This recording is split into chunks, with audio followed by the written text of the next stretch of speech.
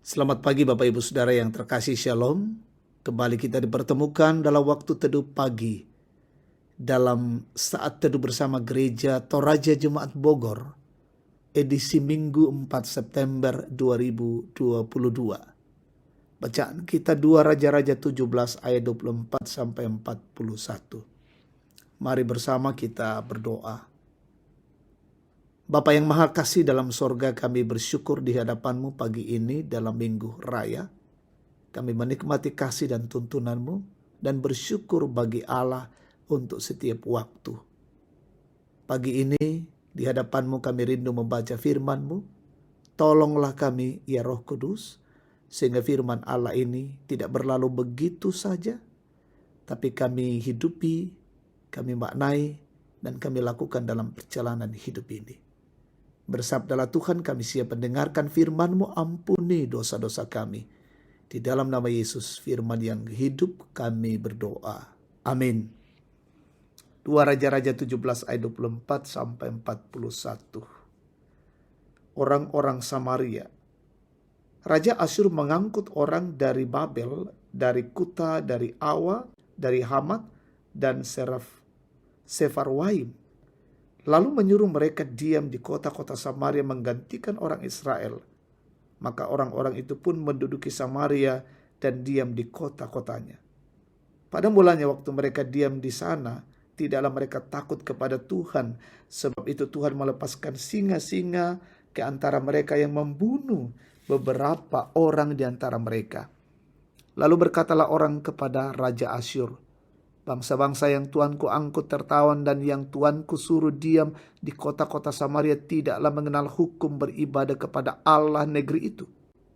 Sebab itu dilepaskannyalah singa-singa ke antara mereka yang sesungguhnya membunuh mereka, oleh karena mereka tidak mengenal hukum beribadah kepada Allah negeri itu. Lalu Raja Asyur memberi perintah, suruhlah pergi ke sana salah seorang imam yang telah kamu angkut dari sana ke dalam pembuangan. Biarlah ia pergi dan diam di sana dan mengajarkan kepada mereka hukum beribadah kepada Allah negeri itu. Salah seorang imam yang telah mereka angkut dari Samaria ke dalam pembuangan pergi dan diam di Betel. Ia mengajarkan kepada mereka bagaimana seharusnya berbakti kepada Tuhan. Tetapi setiap bangsa itu telah membuat Allahnya sendiri dan menempatkannya di kuil di atas bukit-bukit pengorbanan yang dibuat oleh orang-orang Samaria. Setiap bangsa bertindak demikian di kota-kota yang mereka diami. Orang-orang Babel membuat patung Sukot Benot. Orang-orang Kuta membuat patung Nergal. Orang-orang Hamat membuat patung Asima.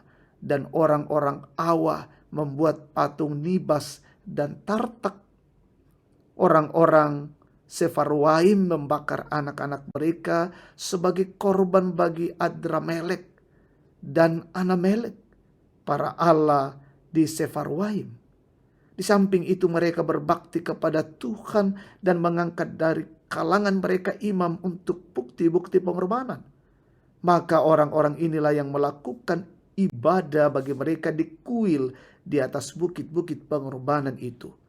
Mereka berbakti kepada Tuhan, tetapi dalam pada itu mereka beribadah kepada Allah mereka sesuai dengan adat bangsa-bangsa yang dari antara mereka diangkut tertawan.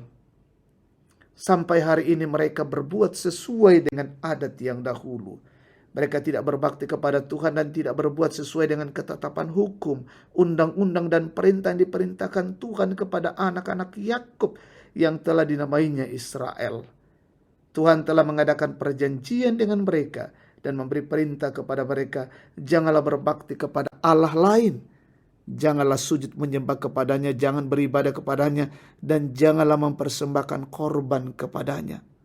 Tetapi Tuhan yang menuntun kamu dari tanah Mesir dengan kekuatan yang besar dan dengan tangan yang teracung, kepadanya lah kamu harus berbakti, kepadanya lah kamu harus sujud menyembah dan mempersembahkan korban. Tetapi kamu harus berpegang kepada ketetapan-ketetapan, peraturan-peraturan, hukum dan perintah yang telah ditulisnya bagimu, dengan melakukannya senantiasa dengan setia. Dan janganlah kamu berbakti kepada allah-allah lain.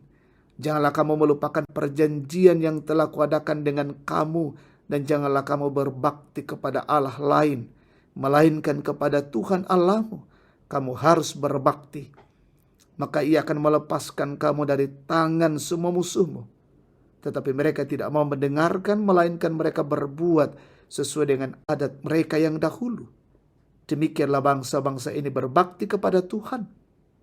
Tetapi dalam pada itu mereka beribadat juga kepada patung-patung mereka.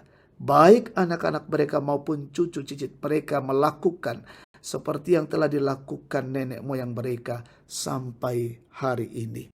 Amin firman Tuhan. Tema kita, jangan dicampur adukkan.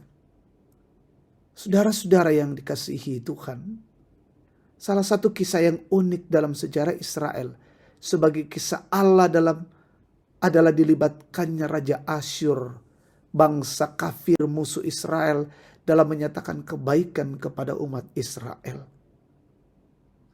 Kebijakan Raja Asyur yang mendukung keberagaman dan kebebasan beragama bagi setiap orang, termasuk warga dari bangsa jajahan, telah menjadi jalan masuk bagi berkembangnya kehidupan beragama secara sinkretis, yaitu menyesuaikan dan menggabungkan lebih dari satu keyakinan dan praktik beragama.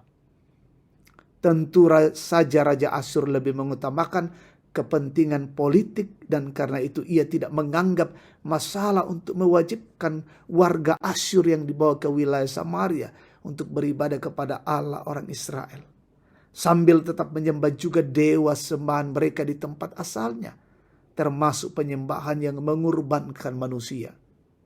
Apa yang kelihatannya baik dan bijak, setidaknya dalam rangka merangkul seluruh rakyat, tidak sesuai dengan perjanjian yang diadakan oleh Allah yang telah menuntun umat Israel keluar dari tanah Mesir dan menjamin kelepasan mereka dari tangan semua musuh. Kebijakan raja dan kecintaan rakyat kepada adat istiadat nenek moyang telah melanggengkan praktik beragama yang menyimpang, menduakan dan mencampur adukan. Saudara-saudara, lain halnya dengan yang masih sering dianut dan dipraktikkan oleh sekelompok orang di beberapa daerah. Dianggap sebagai sesuatu yang bijak kalau adat istiadat dipisahkan dari agama. Kita bersyukur bahwa gereja terus mengupayakan supaya warga gereja tidak tersesat dengan menjadikan adat istiadat sebagai semacam agama baru, melainkan sebagai anugerah Allah yang dihidupi dalam iman untuk memuliakan Tuhan. Amin. Mari kita berdoa. Tuhan, kami bersyukur di hadapan-Mu untuk kasih dan anugerah-Mu. Terima kasih firman-Mu memberikan pengajaran yang baru bagi kami. Dan bila kami senantiasa menundukkan diri hanya kepada Tuhan saja. Kami berdoa untuk kehidupan pelayanan umat-Mu yang datang beribadah dalam minggu raya hari ini, berkati dimanapun berada. Berkati hamba-Mu dan majelis gereja semua yang bertugas mengangkat tugas pelayanan hari ini. Berkati pemerintah kami, dianugerahi hikmat. Berkati umat-Mu yang sakit, sembuhkan, yang berduka hiburkan. Lalai sadarkan, yang bergumul teguhkan. Orang tua kami menikmati masa tua, berkati. Dan yang berulang tahun sempurnakan sukacita mereka. Dimanapun umat-Mu saat ini menyatakan syukur dalam ibadah, di sana juga Tuhan hadir memberkati.